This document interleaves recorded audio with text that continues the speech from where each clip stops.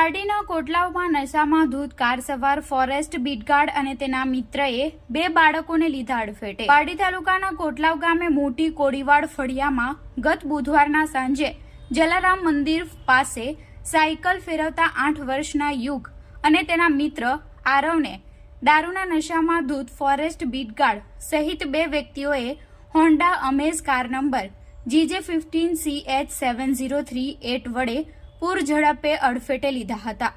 અકસ્માતનો અવાજ આવતા જ ગામ લોકો દોડી આવ્યા હતા અને કાર ચાલક પાર્થ મહેશભાઈ કોળી પટેલ ઉંમર વર્ષ 23 રહે કોટલાવ મોટી કોડીવાડ અને તેના સાથીદાર નાના પોંડા ખાતે ફોરેસ્ટ બીટગાર્ડ તરીકે ફરજ બજાવતા જીગરકુમાર રમેશભાઈ રાજપૂત ઉંમર વર્ષ 32 હાલ રહે જૂની મામલતદાર કોલોની પારડી મૂળ રહે કરલી ગામ ઊંઝા મહેસાણાને કારમાંથી બહાર કાઢી પોલીસને હવાલે કર્યા હતા। ઘટના સ્થળે પહોંચેલી પોલીસની તપાસમાં કારમાંથી ભારતીય બનાવટની ઇંગ્લિશ દારૂની 4 બોટલો મળી આવી। ₹1,300ની દારૂ અને કાર મળી કુલ ₹3,01,300નો મુદ્દામાલ પોલીસે કબજે લીધો છે।